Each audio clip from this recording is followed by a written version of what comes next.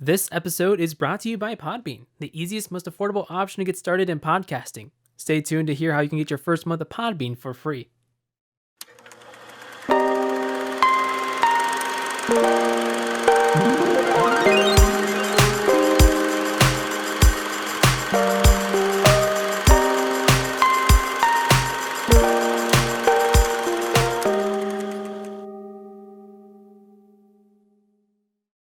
Hello, everybody, and welcome to the first episode of Breaking into Cinema, the show where we discuss movies, new and old, that you may not have seen or analyzed before. I'm Kevin. Bread makes you fat. Lau. I'm Tiffany. I'm a peacock! You gotta let me fly! McLaughlin. And I'm Cassie. Life finds a way. Ballschmidt. Oh, man. Welcome to Committed Critics, guys. Glad to have you on. Yeah, thank you. I am stoked to be making this with you guys. Mm-hmm. Yeah, thanks for having me here. Yeah, so in case you listeners aren't aware, this is a new show under the Committed Critics name called Breaking into Cinema. We will be uploading episodes for this one every other Monday and just discussing movies, talking movies, and just teaching you about movies. Today is going to be our intro episode where we just talk a bit about ourselves and the show. In this case, right now, I do want to talk about what is the goal of the show. Today, the topic is cinema. Like, what is cinema? Why should we care about what cinema is? But first, I do want to start off with a bit of ourselves and some of our favorite movies. My name is Kevin Lau. I'm a freelance writer and filmmaker based in Illinois. My favorite movies are The Matrix, Swiss Army Man, The Great Dictator, and Scott Pilgrim versus the World. I mean, you gotta respect Scott Pilgrim. Come on, it's a great movie. It's so good. It is so good, man. It's like my favorite comfort movie. I just turn it on in the background and just let it play for the whole 2 hours or however long it is, and it's enjoyable every time. You just look at the screen every now and then. It's amazing, and that's you just looking at the screen. If you watch the whole movie from beginning to end, it's still a fantastic experience. It's even one of those where, like, if you didn't have the audio on, watching it would tell the story. It's so good. Oh, yeah. The visual storytelling of Edgar Wright's films, on point. Mm-hmm. How about you, Tiffany? Yeah, well, I'm Tiffany McLaughlin, and I'm a film critic, freelance filmmaker, and my favorite movies include Silence of the Lambs, Lady Bird, and Jennifer's Body. Ooh. A nice combination. You got that is a fun combination. Yeah, 2 horror movies and 1 drama. Yeah, I just love coming of age movies and cannibals. I don't know. So you're telling me that if you ever made a movie, it would be like a coming of age cannibal story? Maybe. We'll see. Ooh. Like that one where it's the horror version of Freaky Friday that just came out. Oh, Freaky. Yes. Oh, I haven't seen it yet, but yeah. Ooh. Yeah. Feels very up your alley. I still have dreams about Silence of the Lambs, though. Yeah. It stays with you. It really does. I still haven't seen it, which is unfortunate and probably ruining my credibility of running this podcast. We'll have to have a watch party soon. Oh. Yeah. Oh, that'd be a good one to do a watch party and then do a podcast on right afterwards and just respond based off of what your soul says. Of like, oh my God. Just like a stream of consciousness. It's like, wow, I just saw a guy get... Wow. I've seen Hannibal, though. I absolutely love Hannibal.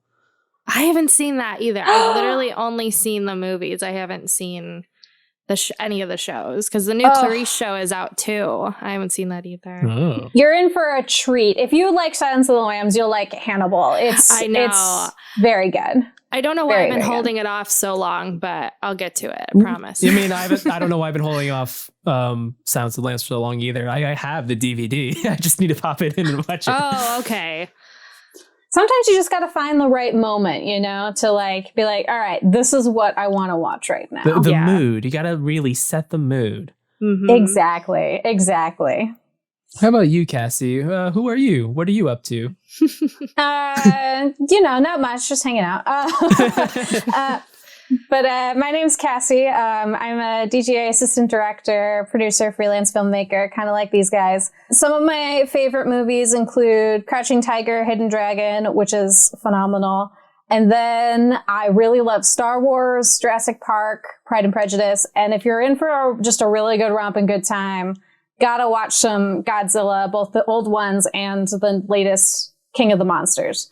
The first one in that series, but Godzilla King of the Monsters, I haven't walked out of a movie theater smiling as much as I did after Godzilla King of the Monsters. Check out that soundtrack and you'll know what I'm talking about, because it is chef's kiss delightful. I mean, I still haven't seen King of the Monsters, but like it does this, at least like this visually, it looks like really fun. I couldn't say that about the 2014 one. It's like visually it's just, all right, it's cool, I guess. And then like everything is just it just didn't work for me. It didn't click, but Gareth Edwards still made a good movie called Monsters, and I will always support that movie.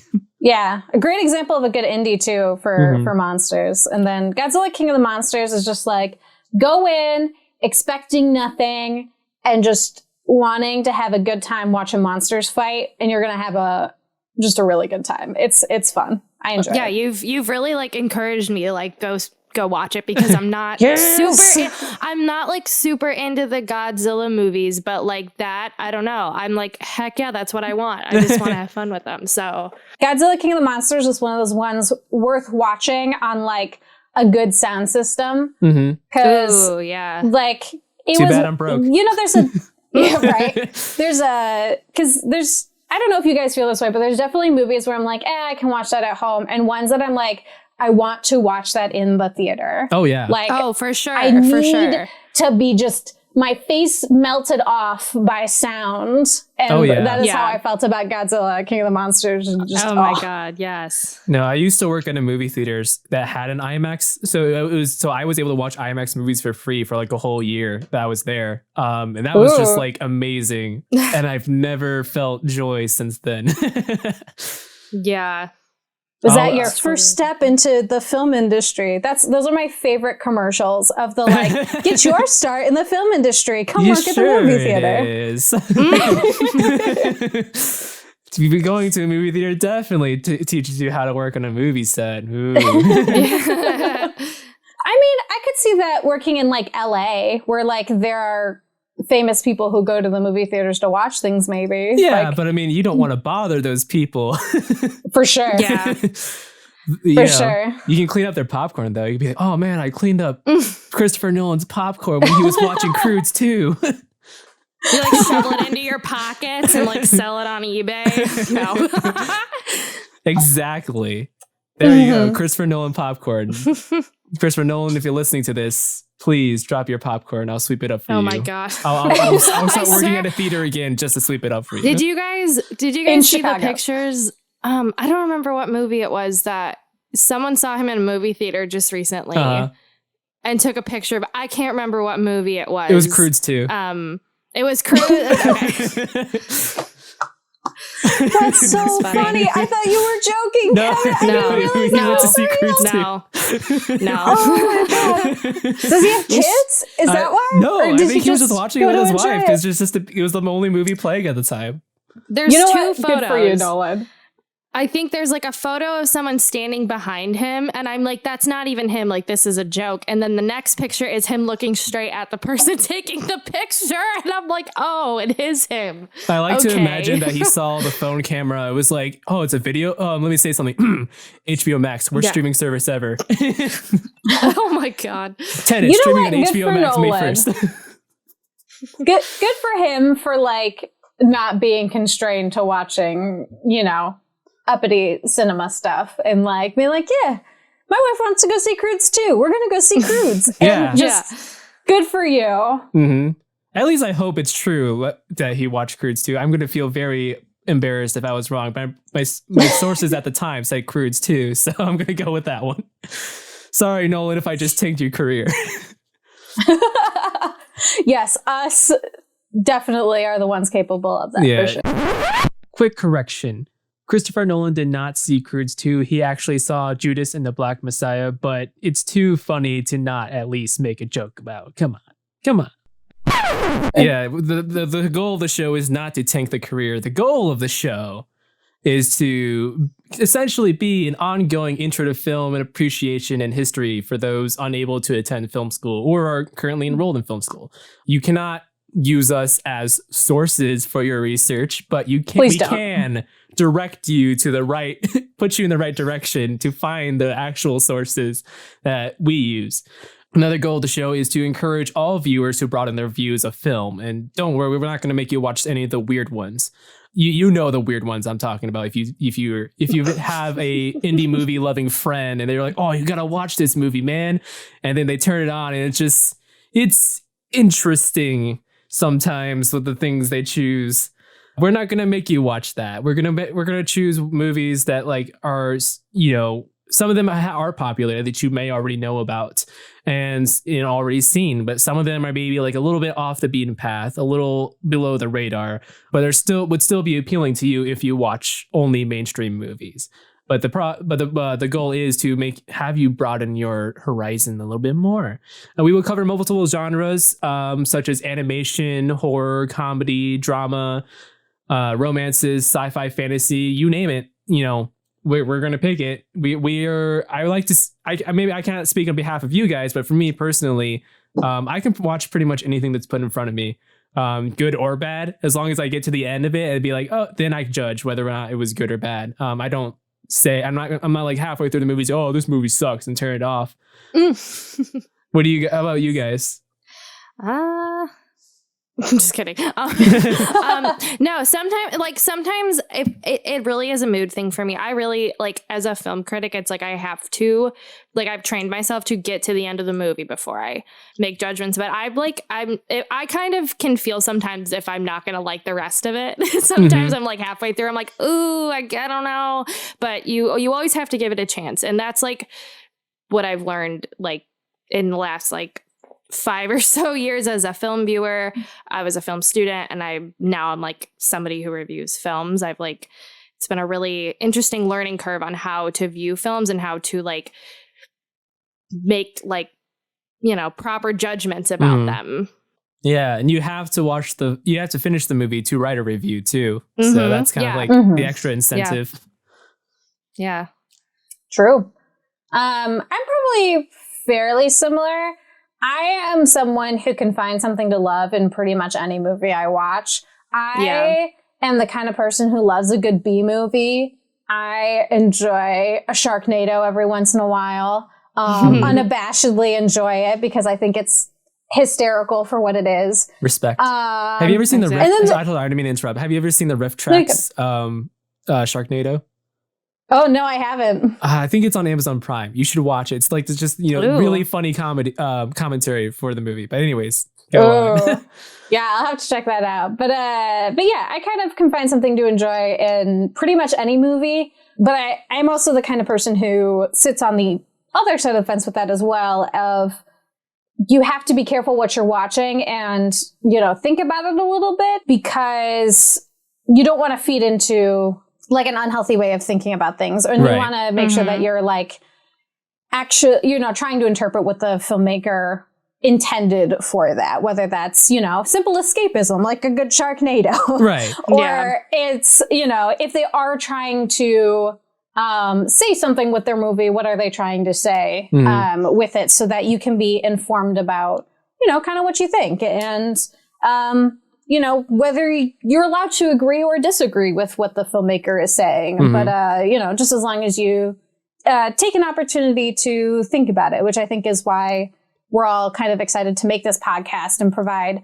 some context and some language about thinking about filmmaking and the stories people are trying to tell versus what they might actually be saying, because sometimes what people are trying to say and what they actually say, there's a disconnect. And, it's fun to think about those different kinds of things and think critically about what we're watching, but also you're allowed to like what you like. Don't let people make you feel bad about what you're watching. You are allowed to enjoy what you enjoy. If you want to watch superhero movies, you can watch superhero movies. I mean, I watch superhero movies all the time. I love them. Yeah. Exactly. But yeah, no, I mean, bouncing off what you said, Cassie, a little bit, it's just, pulling up the old Roger Ebert quote is this film doing what it's trying to do? And that's kind of like how I judge movies, where like, that's why I always like to get to the end of it. Whereas like, what was it when by the end of the movie, you kind of know what it was trying to do. And then you have to look back at the setup, like, well, was it setting that up properly? Was it, what did it translate properly to the screen? And then finally, like, is the decision they're making moral? Do I agree with it?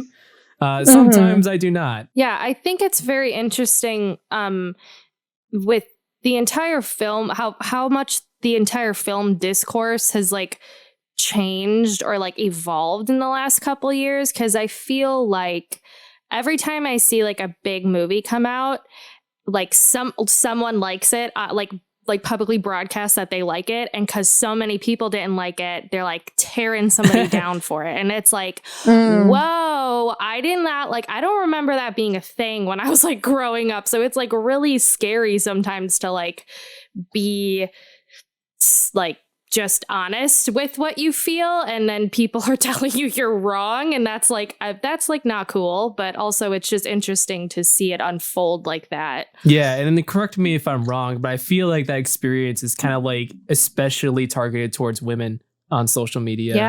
Yeah. Like mostly like if a dude is like, I hate this movie, sometimes the dude another guy will be willing to change their opinion just to be like, oh, this dude hates that movie, so maybe I hate that movie too. Yeah. It's really interesting. And for a while there, it was like cool to not like things. Because it was like a way to be pretentious. It still is. I think it still is. When you were like in high school as an edgy teenager, it's like, oh, I don't like the main things. Right? It was like a pretentious thing to like, oh my God. And like, I think it's totally fair to not like somebody, but you don't, there's a way to not like something while still being not a jerk to the people who do enjoy it. And, to talk about it in a constructive way, rather than being like, if you don't like this, then you suck. And, that's not the case. There's something for everybody. And like, that's the cool thing about movie making is like, we have all these different genres because people have different stories to tell. And like, that's the same reason why it's so important to have diverse filmmakers, is because then we can get more of these different stories to tell, different perspectives and to share different ideas. And it's not just, the cis white man's story. It's, people of color and women and, every different type of story underneath the sun. And that's what's cool about filmmaking, especially now. Where equipment and film has never been more accessible. Like it's never been cheaper to make a film, and it's never been easier to like access film. Like if you have an internet connection, you can find movies and entertainment to watch. Which I think is so cool and interesting. Not only like find movies to watch, but also you can you have so many filmmaking resources like Indie Mogul and Film Right. They can teach you how to make movies too and how movies are made. And so you can just there's a whole experience on the internet, just like the collective of human knowledge on there. So if you're really interested about something, you can just look it up and hopefully find what you want. Be wary of those who do not source their who do not cite their sources and try to make their opinion fact about how the industry works. There's a lot of those apparently. But there is so many educational resources that are absolutely fantastic on YouTube. They're just people in the industry. Yeah, use the same amount of thinking and critiquing towards movies as you do the sources that you read them from. Yeah. Good point. For sure. Yep. Use that same kind of thought process. Use your big brain. I know you got it. One goal of the show is to discuss a film every month that we'll be analyzing for introducing you guys to cinema. We'll discuss one film a month for every decade, so starting in the 2010s, and work our way backwards for to the origins of film back in like 1890, then forwards again for different films for the decades until we get to present, kind of like, go back and forth like that. And we'll introduce our first film at the end of this episode here. But so, like I said, it's going to be a bi-weekly podcast. So every other Monday. Next Monday, we're going to be talking about a film and discussing it. And the Monday after that, it's going to be a general film discussion. We don't have a topic yet, but we will when we get there. So you'll see what it is, what it's all about. It all makes sense as you experience breaking into cinema. So I love the dramatics. I know. Try to be dramatic as possible. You play around with inflection. So let's get the big question out of the way. At the risk of sounding like a snobby cinephile, how do you define cinema? Tiffany, let's start with you on this one. Okay. I mean, for me, it can be like a super personal or like a shared experience, like in a theater or like with your friends. And I mean, it's all about how it affects you as a person and changes the way you view the world around you. That's what cinema kind of has always been to me, even now, like as an adult, and I've worked in film and all that stuff. Like I'm constantly asking myself, well, what has this film like taught me, or how has it made me see something new? And yeah, it's just constantly, it's always been like that for me. Nice. What about you, Cassie? I think for me, cinema, film, movies are kind of like what Tiffany said.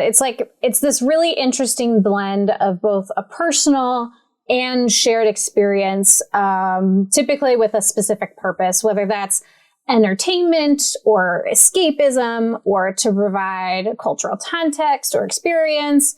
And it's a great way to provide an alternate experience or way of viewing something to help provide some understanding or, to another point of view, or something that you may not live on a day-to-day basis. It's really interesting because it's, again, just like Tiffany said, like it's this opportunity to have this like very personal connection with the filmmaker and with somebody who's totally different than you. But then you also get to have this like shared experience, especially if you're watching a movie at the actual movie theater. Like it's, I don't know about you guys, but I feel like I experience things very differently, like by myself on my couch versus going to a movie theater and like feeling the excitement that people have with you and like sharing that excitement or sadness and whatever. It creates this really amazing connection between not only yourself and the movie, but like the people who are experiencing that movie with you too, or even the people who you talk to about it afterwards. Like you have this shared moment of connection. Like there's a reason why one of the first questions that people always ask, I feel like, is what's your favorite movie? Because you feel like you have this instant recognizable connection with somebody of like, you like that movie, I like that movie, or I didn't like that movie. That tells me something about you. Like it's, a shared connection point that is kind of a rare thing to have. Like we have this cultural touchstone throughout, our personal lives and as kind of a cultural experience as well. Right. Yeah. Yeah. And we haven't had it in a long time. So it feels kind of like it's so rare and precious. And I like how you like described that, how like there's like a camaraderie with like viewing a movie with people and the excitement that you feel, like that high when you walk out of a movie theater and you either loved it or even maybe if you didn't like it, and you can all like kind of feed off each other's vibes. I was just thinking about how much I miss laughing with like however many people in a theater at the same time at the same thing, and you just like feed off each other's laughter as like one of the funnest things ever. Right. Yeah. Sure. Like I so want to go see like Dune in theaters because I'm like, that's the kind of like movie experience where you're like, I want to just be like exactly like I was saying with Godzilla. Like I just want the sound to melt my face off as I'm wash over me. Yes, Like, you want to come out of the theater like having like hard to hear. You're like, oh my gosh, right? Like, got winded. Yeah, like the experience like fills you, you know? Like, I know there's such a convenience with watching stuff at home, but there's movies to watch at home, and then there's ones where like you really, it's something totally different to see it in a theater and like get excited. For sure. Yeah. Yeah. I mean, you guys pretty much nailed it. Like my only thing to add on how I would define cinema is, films that feel like they were made by a person trying to tell their story. So bouncing off what you guys said about it, making it a personal and shared experience between not only you and the film, but also like, the film and the audience as a whole. I usually watch movies by myself. So like I do like, and I don't go to the theater that often because Movie Pass doesn't exist anymore, so it's kind of like it's kind of a luxury experience to go to the movie theater. Yeah, for sure. But I did work, like I said, I did work in a movie theater. I had Movie Pass, throughout college, so it was I was watching movies in theaters like almost all the time. And then now after I graduated, after Movie Pass was no more, I was just I like to wait things to watch things on DVD or Blu-ray at home, or like. It's like I watch TV on my phone. I don't like watching movies on my phone. It's a little weird. Yeah. But like, I have, for me, like what really makes or break watching a movie is the audio and sound design. So it's like, if it has bad audio, it's kind of hard to like watch the movie and be engaged with it. So I make sure like, I got some like some cheap speakers for my TV, but like, it gets the job done of like making the sound have more texture to it. But like films that felt like they were made like a person, it's just like, it doesn't matter if it's good or bad. Like, I don't know, like there's a film recently from Josh Trank called Capone. And that movie is just okay. It's like, I give it like maybe a 6 out of 10 or 3 out of 5, depending on what metric you're using. And it's just an okay movie, but I loved it so much because of how much of it was clearly this, Josh Trank's idea of what he wanted the movie to be. It's just so unfiltered, without, you can tell that there wasn't any like intervention or anything with his vision. I'm not saying that the movie is like gross and crude, unfiltered, but more like it's just artistically unfiltered. Yeah. And it is just like, it's this guy telling the story that he wanted to tell, and it works so well. Like I loved it so much. But it's like, it's not a great movie. Not everyone's gonna like it, and it's got a lot of bad reviews too. It was just like, it was just one of those movies that's kind of like made me think, this is cinema. Like this is someone telling their story the way they want to tell it. It's not going through like a whole process of producers stepping in. It's like, no, you got to have this plot point instead. Or like, no, or, an investor like, oh, we can't have a movie say that. Like, we can't be involved with that. It's just insane, crazy and cool at the same time. And I'm not saying like mainstream movies can't be like that. Like, I would consider Black Panther and Guardians of the Galaxy 2 to be like personal movies as well. They're very strong thematically too. And, mainstream movies can happen with mainstream movies too. So mainstream movies can be cinema. Sorry, film Twitter. Sometimes mainstream movies can be good. Get him, Kevin. Get blasted. Kevin. Cancel. The hottest take. We're pretentious about pretentious people here. Exactly. Yeah. Yeah. If you're a film watcher that tries to be pretentious, sorry, this isn't the podcast for you. We're gonna blast you. But maybe you will learn something along the way, like how to be less pretentious. Hopefully, we can only hope. Yeah. I mean, we've all been a little pretentious sometimes, but Oh, you have for to sure. at least be. You absolutely. It's all about learning how to identify that. I and was combat pretentious it. once, and then I turned 15. I was too. And then I turned 15.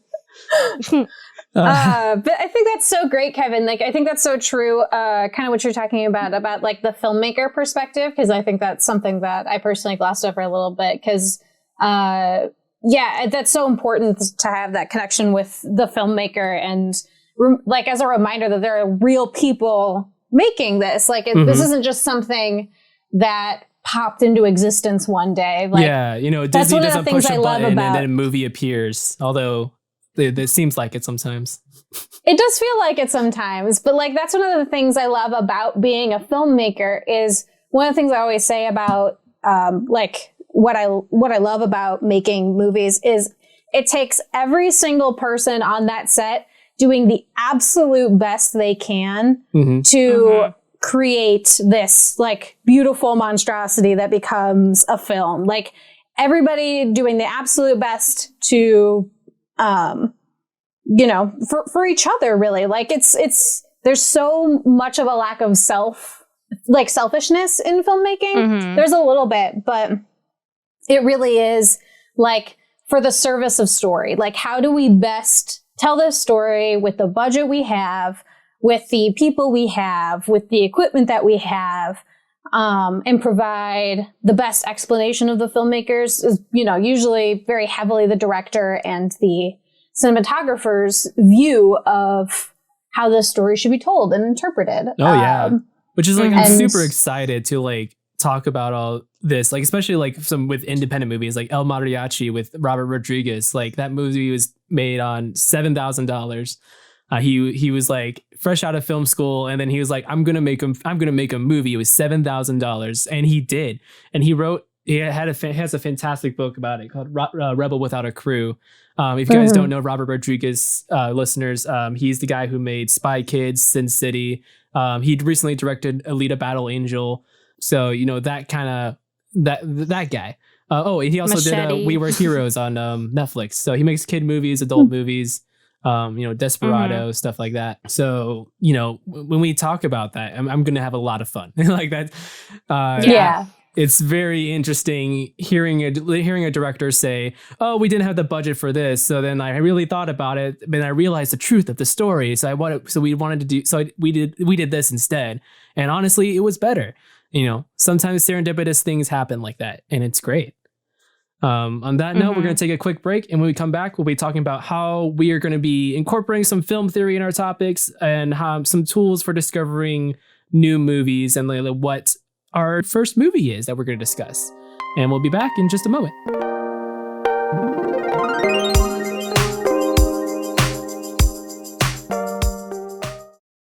Starting a podcast? Try a Podbean Unlimited hosting plan. It's what we use here at Committed Critics, giving us the opportunity to have our show on Pandora, iHeartRadio, and even Spotify. You can get your first month of unlimited hosting for free on us by going to podbean.com/committedcrits, just like our Twitter, or by clicking the link in the description. Podbean, the easiest, most affordable option to get started in podcasting.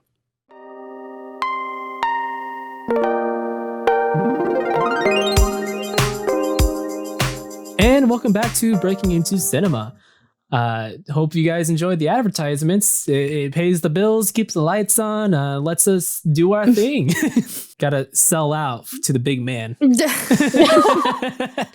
Oof, now we're getting real meta into filmmaking. Oh yeah. Sponsors. So now that we're back into the show, I want to talk about how we're going to incorporate film theory into our podcast topics. Like, if you're unfamiliar with film theory, you've never heard it before, don't be scared. It's not going to be crazy. This is an intro level podcast, so you know you can jump in at any point. You can hopefully learn new things, but we're going to explain it to you like. Not. I don't want to say in a mean way. Like, we're gonna explain it to you like you're 5, but we're gonna explain it as simply as possible. Yeah, well, we're gonna break it down for you. I mean, that's where this comes from. Is we're breaking down kind of the barriers to entry that is often seen in filmmaking, kind of as a whole, as well as kind of the theories around it, so that you can grow in your knowledge of filmmaking. I swear we are the opposite of gatekeepers. Like, I mean, like, I sometimes need to be explained things. Like, I'm 5, so you guys might have to explain stuff to me. I'm just kidding. Look, Not really kidding, but we're you all know. mentally 5 years old. It's fine. Yeah. But yeah, so some of the topics we're going to talk about is subtext, like reading in between the lines of the movie, intertextuality, which is when a movie references another movie or piece of artwork to help kind of emphasize the point that it's trying to make.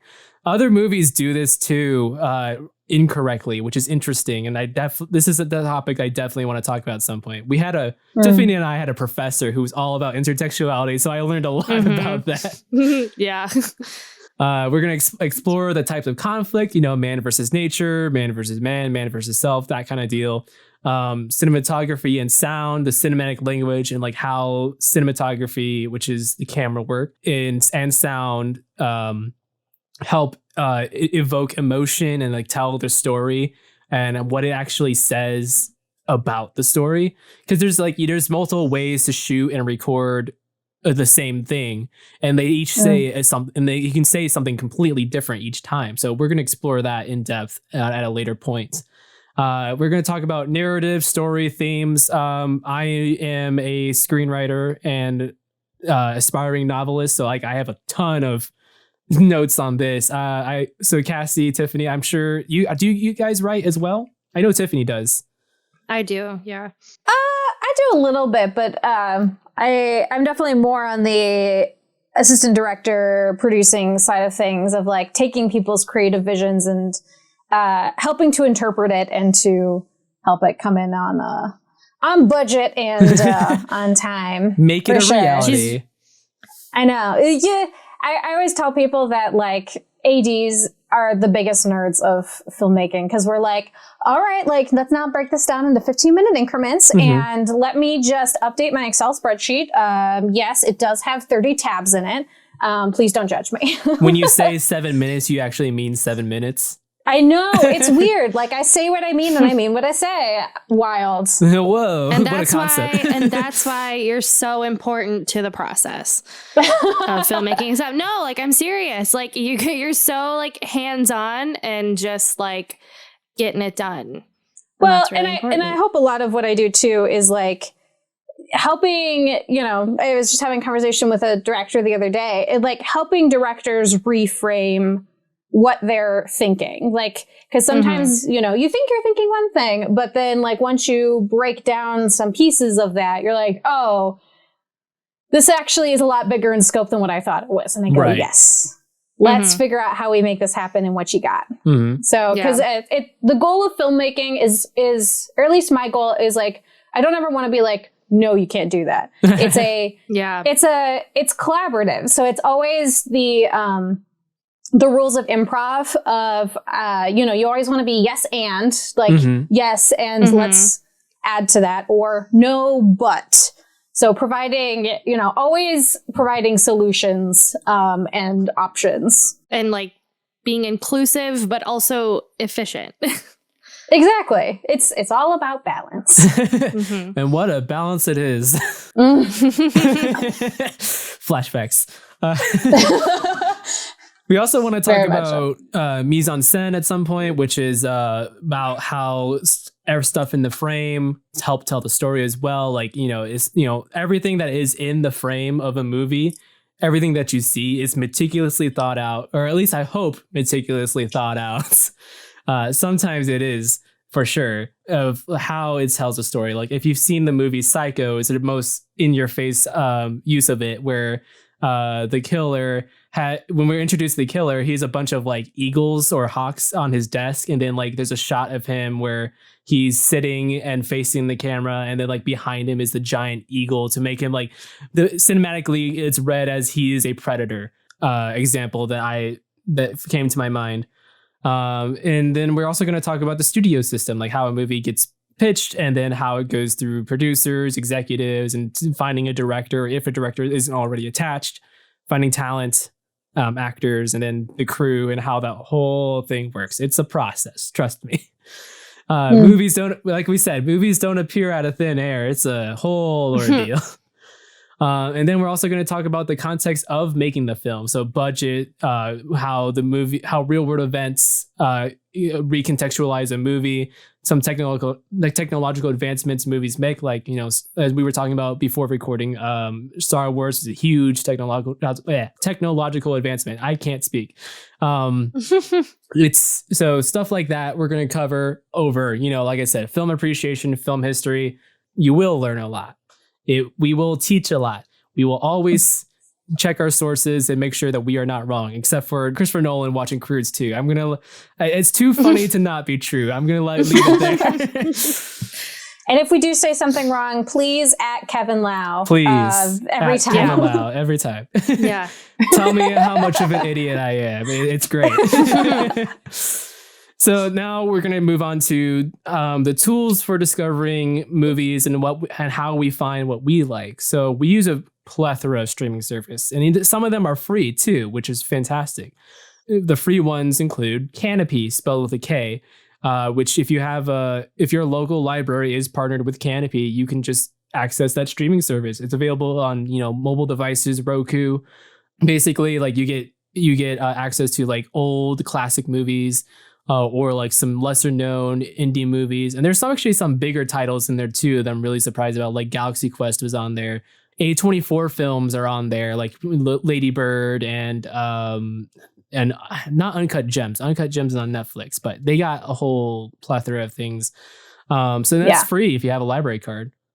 Yeah, and just your library in general. Like, please go support your local libraries. Yes. And they often have DVD collections too. Oh yeah. Ours actually has like super new DVDs as well as video games. Yeah. Like new that year video games. So yeah, definitely go to, if you can't find that Canopy, check out your local branch as well. I mean, yeah, if you missed the days of Blockbuster and Family Video, hey, check out your library. Yeah. Hoopla, Hoopla, is same as Canopy. If you have a library card and the library is partnered with Hoopla, you get access to all these movies. They also have some A24 movies on there and a lot of like indie movies. They also have some TV on there as well.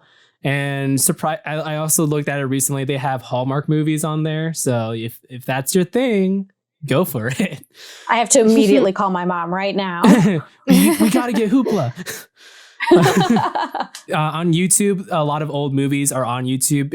So for copyright purposes, in terms of copyright, like if a movie I believe is over 100 years old, it becomes a public domain, which means that it can be posted and distributed anywhere. So you can find a lot of old movies on YouTube, and I think a lot of foreign films as well that didn't have any copyright in the USA.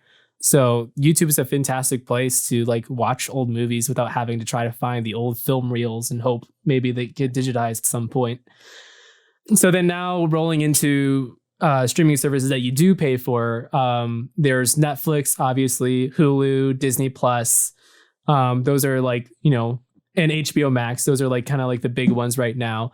If you haven't heard of them, you watch movies and TV on them. I'm not sure exactly how to explain outside of that. Criterion Channel is one I use, where the Criterion Collection is a film distributor that tries to preserve films.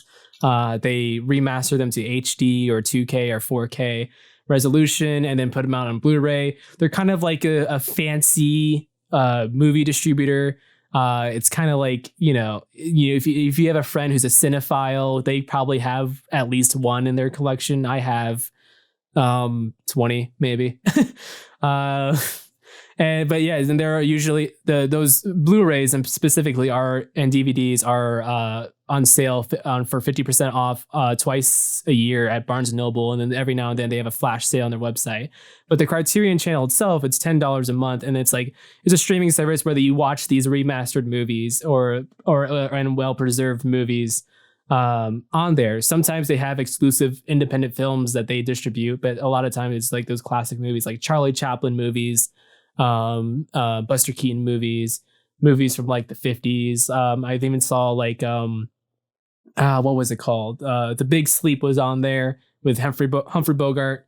There's like going to be you're going to find titles that you may be familiar with as well. Crunchyroll and Funimation, those are for anime or animation based shows. So we love anime here. We will reference it. Yeah, we will talk we do. about anime movies. I know Cassie mentioned Studio Ghibli movies before. When we're gonna we talked about Akira before, or Akira, it's actually pronounced. Akira is on Funimation right now. And Taika Waititi, the guy who made Jojo Rabbit and Thor Ragnarok, is going to be making his live action Akira movie at some point, hopefully. Ooh. I didn't realize, was that greenlit? That was greenlit. It's in the works. It's in pre-production right now, but like he's busy doing other things at the moment. I mean, that's fair. That'll be an interesting one to see from him. I also think another person who could do a good job with that would be somebody Edgar Wright. No, did we just say? We said Edgar Wright to say it. Well, because it's like, so Taika Waititi and Edgar Wright have this like super comic book style like direction. Yeah. Like Scott Pilgrim versus the World is based on a comic book, and then like you watch it, it's like this is like a live action comic book, and the anime was a huge literally pulse frames. Anime was a huge influence for Scott Pilgrim versus the World. So in Taika Waititi with Thor Ragnarok especially, it was like a live action anime. It's real visually just amazing. So if you're not into anime, I swear it's not just for weebs. I am half Asian. I can speak on that behalf. It's a totally normal thing. It's a genre.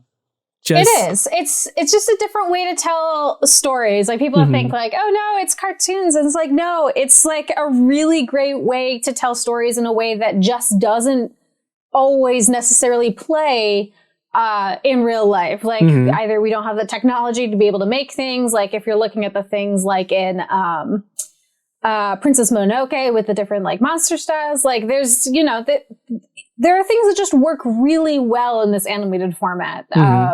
And it's a great way to tell stories. And, just provides a different outlet for telling those stories. Live action is not the be all end all. Anime provides, and, it provides a great option for seeing different things. And then there's, oh gosh, what is it called? Well, we kind of bouncing off what you're saying, like if you have the preconceived notion that cartoons are only for kids, please, I would recommend you not to have that notion anymore. Yeah. I'm probably going to be butchering this. You're going to want to check me on this, Kevin. Okay. But Donghua is the Chinese version. It's Donghua. Yeah. It's the Chinese version it's like Chinese animation. It's not anime is Japanese, and then and then Donghua is Chinese. But you pronounced it correctly, so yeah. 1 point for me. 1 point out of many. So yeah, animation is just a whole, think of it as an extra medium on top of film itself, where you, like Cassie said, you could just do a whole bunch of things that you just couldn't do in live action. And it's just sometimes it hits differently than live action does too. Even if if you were given animation script to a live action production, it's going to hit differently than what it did as in animated form, and same thing vice versa. So, just be ready to watch some animated movies. Just because it's anime doesn't mean you should watch it with your kids. We will label movies that are not safe to watch with kids. But this podcast, for the most part, will be safe to listen to around kids, even though it's not targeted for them. We will talk about some risque movies as well, but we will give a disclaimer at the beginning of the episode if we're going to get a little too spicy for children. Cassie, I see you added a couple other streaming services, Shudder and Amazon Prime. Did you want to talk about them for a little bit? I believe Tiffany added Shudder. Okay. Tiffany, you want to talk about Shudder? So Shudder is like the Netflix of horror, and I love Shudder because I think you get like a free week trial, but sometimes sometimes we cancel. What? Yeah, I mean, so I recently bought a Shudder original Blu-ray, and it came with a 30-day free trial code. So did it? Ooh. That's interesting. Okay, that's cool. Yeah, it's only, I think it's like $6 a month, and I've canceled mine before and like restarted it around like October because that's when I really like watching horror movies. But there's a lot of great stuff in there. There's a lot of original shows, original like documentaries. Like there's this amazing show about like it's called Cursed Films, and it's all about, it's like, I think it's like 4 episodes, and each episode talks about like a different horror film, and like it's like the story of like the onset horrors of that story or that film set. And it's, I don't know, like it's just a very, again, it's like a very strange collection of stuff. Like you got like the classics on there, especially around Halloween time. They'll put all the Halloween movies on there. They'll put all like the Conjuring movies, I think was on. I think the Conjuring movies are on there. But yeah, it's a really wide selection of horror films. So we love there's options. A lot of indies. Yeah. So I want to like be clear. Shudder is SHUDDER. Correct. But yeah, no, I've seen some a couple things from Shudder. So like I watched Lucky recently, which was really fantastic, actually, like a really great horror movie. But yeah, so let me, like you were saying, it seems like a lot of, if you like horror movies, even if like B horror movies, that's kind of like the place to go. If you love horror movies and don't have Shudder, what are you doing? Yeah, it's, and then I think they're owned by AMC. I think let me double check. They're owned and operated by AMC. So like, I don't know if you ever heard of like Eli Roth's History of Horror, like that series is on there, I'm pretty sure. Yeah, there's a lot of good stuff on there. Cool. Because a lot of people will tell me like, oh, Shudder, that's just where like all the weird indie movies are. I'm like, no, like it's more than that. But also watch the weird indie movies because they're good.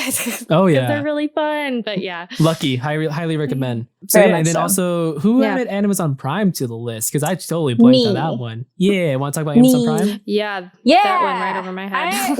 If you have Amazon Prime proper for all of your Bezos buck shipping needs, you do get Prime Video with your thing. And they now have a free to me tab, so you don't have to try and find the things that they have on there that you can rent versus the things that actually show up for you on Prime for free, because they have a lot of really great free movies on there. And also it's a great place to find indie stuff because it's a pretty easy process to like put your film onto Amazon Prime. And so, or at least easier than like getting onto a Netflix. Right.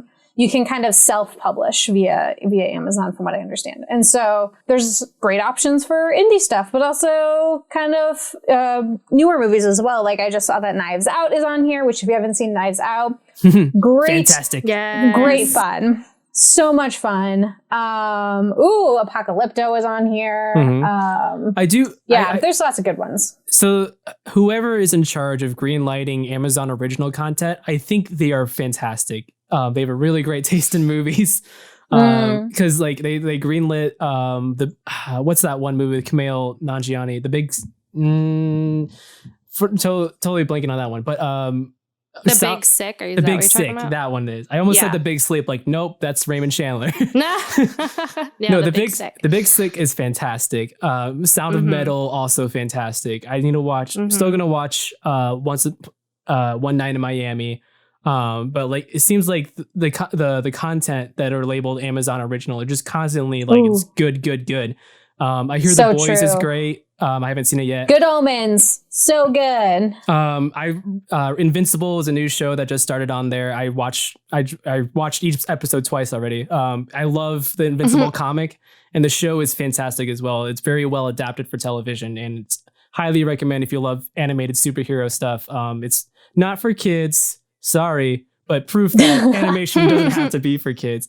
Very violent superhero show, but if you love like the fun of superheroes, but wish it was like grittier or like a little bit more violent, but without like being dark and gritty like Batman v Superman, totally give it a shot. It's really, really great show. The Expanse. Oh my gosh. If you love sci-fi and enjoy sci-fi, The Expanse is phenomenal. It was originally done by a different group, but then picked up by Amazon. And it's one of the, at least in modern times, like recently, it's one of the few shows where I felt like these are people doing the best they can with what they've got. Like, sometimes when you're watching things and you're like, who's gonna walk into that door after seeing it close by itself? And, we're like, don't go into the basement. The Expanse does a really great job of making these people have real character arcs, which I love. Like, you really see them grow and change throughout the seasons. And also, like, really trying. Like, they feel like they're trying to make the best decisions that they can, which I find amazing. And I really enjoy it. I like it when people are smart. Like, I genuinely have this belief that people are smart and people are always trying to do their best. Like, nobody's ever trying to be, mean or malicious, usually. They're doing what they can, they're doing what they think is best or what makes them feel good or better or whatever. And The Expanse is great. So there's my, 2-minute raving review of The Expanse. Yeah, I've never heard of that before. I just added it to my watch list. I'm like, oh, there's 5 seasons? Well, it's a bingeable one. I do. She's for sure bingeable. I think Awesome. I'm through most of it. It's a semi-recent find for me. My husband has been watching it religiously pretty much since it came out. Oh, okay. And then he was like, Cassie, you have to watch this. Cassie, you have to watch this. And I was like, I'll get to it eventually. And then I started watching it. And I'm like, oh no, now I'm hooked. Here I am. You're like, thanks. Now I can't look away. Truly and utterly. Every free moment. Truly and utterly. It's very fun and a very interesting, fun sci-fi adventure show. So Yeah. Mm-hmm. Cool. These are the streaming services that we use. So like I said, some of them are free, some of them you have to pay for. You can kind of like look them up, see which ones you want. And then when we introduce movies, we also say like, oh, it's available to rent for this much and so on and so forth. But Cassie, you mentioned Google Rewards before, and I thought it was really interesting that you mentioned it. Do you want to explain Google Rewards? Yeah, kind of the short thing about Google Rewards is if you have an Android phone, you can download it. It's an app, and it's like short surveys that you can do, but you can earn Google Play money, which is pretty much how I rent all of my movies. Same. So it's a cheap, easy way to I don't think I've spent more than 60 seconds to 2 minutes on any survey, and it's how I pay for every single rented movie that I do. So nice. Just a great way to rent a movie that you normally, might not rent because you've built up some free Google Play money. Yeah, and then oh, go ahead, Tiffany. Oh no, I was just gonna say, just to be aware that the points do at some point expire. So if you're trying to rack them up, you got to start using them at some point. Because I have made the mistake of having $20 disappear. Sad face. Because I forgot, but now I know better. So, and it literally tells you your points will expire December 25th and stuff. But it is a really cool little resource to have because it's pretty much free.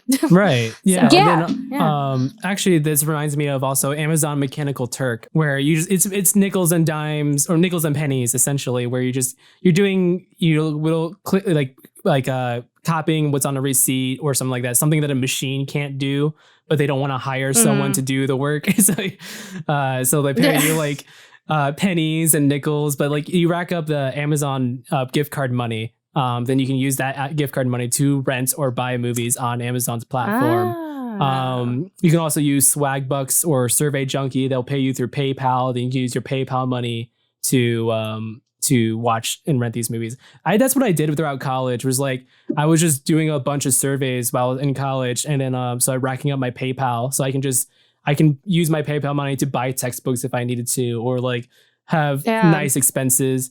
Also, if your local grocery store has a Coinstar machine, you get an Amazon gift card through that. So you just save your coins on the side, and then whenever you fill up a cup or jar or whatever, you can dump those coins in the Coinstar machine and have that for Amazon gift card money. And you can use that for all the Amazon stuff. I personally use it to buy myself comic books and in film gear. That's a great idea. But yeah, it's also, you can also use it to buy and rent movies digitally on Amazon's platform. I'm very wary of buying movies digitally, but that's a topic for another time. Fair enough. And the usefulness of depending on these streaming services to have what you want. Exactly. With streaming service, it may not always have the movie. We record the episodes a little while in advance, so we may say, so when we say a movie is available to stream somewhere, it's more like we will make sure to say at the time of recording it's available to stream here, and usually it will carry over to the next by the time the episode is out. Which brings us to our final topic. What is our first film? Let me tell you, it's a little movie you might not have heard of before, starring Miles Teller, J.K. Simmons, called Whiplash from 2014. The story follows Andrew Neiman, who is an ambitious young jazz drummer in pursuit of rising to the top of his elite music conservatory. Terrence Fletcher, played by J.K. Simmons, an instructor known for his terrifying teaching methods, discovers Andrew and transfers the aspiring drummer into the top jazz ensemble, forever changing the young man's life. But Andrew's passion to achieve perfection quickly spirals into obsession as his ruthless teacher pushes him to the brink of his ability and his sanity. Ooh. This is a film that kind of like made a big splash when it came out. Personally, I think it was a movie that made indie movies cool in the 2010s. What are your guys' thoughts on it? I think it's a good way of interpreting it. It was a reminder, I think, to people about the importance of indie films and the influence that indie films can have. And indie films being, there's kind of a broad genre of what indie films are, but films made mostly outside of the traditional studio setting and often under a certain budget amount. Yeah, so this film, Whiplash, is written and directed by Damien Chazelle. You may have heard of his name before because he's the writer and director of La La Land and the director of First Man. He has some writing credits on some various movies too, including like 10 Cloverfield Lane. So if you've seen La La Land but haven't seen Whiplash, well, you're in for a treat. It's not the exact same movie, but it's from the same guy. So the tone is a little. You can see the similarities. It's not like La La Land. It's a weird way. It's like, it's a very different movie, but you can tell it's made from the same person, if that makes sense. Yeah. Whereas La La Land is a celebration of like filmmaking and Whiplash LA. Whiplash is the anxiety inducing world of struggling. Yeah. It is available to stream through Starz, the subscription, or $3.99 to rent digitally. I will say on the podcast that with every movie that we bring to the table for discussion, I am personally just buying the Blu-ray myself, so I have it in my physical collection. Just slide it on in there. But yeah, any closing thoughts for this episode? No, I was just going to say that, I'm really excited to be joining you guys on this fun new adventure, and that we hope you guys have fun watching movies with us and having a good time talking about them and enjoying filmmaking. Yeah, I'm really excited to, I'm really excited to see what the three of us like teach each other as well. So, cause True. yeah, I'm not the biggest anime person. I don't really know much about it. And like, I feel like this is going to be a great opportunity to do that. Oh, let me tell you about anime. We're all about pushing horizons, like exactly. Our whole goal is if you like this, then watch this one, Exactly. and providing, just kind of what we said at the beginning, like giving you some options on some movies that maybe you've seen before, maybe you haven't, or providing a new view on them. So you guys have 2 weeks to watch Whiplash. So the next episode, 2 weeks from now, is when we're going to discuss it, and we will discuss it in detail, spoiler filled. So if you don't want spoilers for the movie, watch it soon. And it's $3.99 to rent digitally. I'm sure you can find a DVD for like $2 somewhere. It's it's very accessible. It's not like a weird below the radar film. You should be able to find it. I'd be surprised if you didn't. But yeah, this has been the first episode of Breaking Into Cinema. Thank you guys for joining us. You can follow Committed Critics, the show that the parents show of this show, at Committed Crits. That is COMMITTEDCRITS.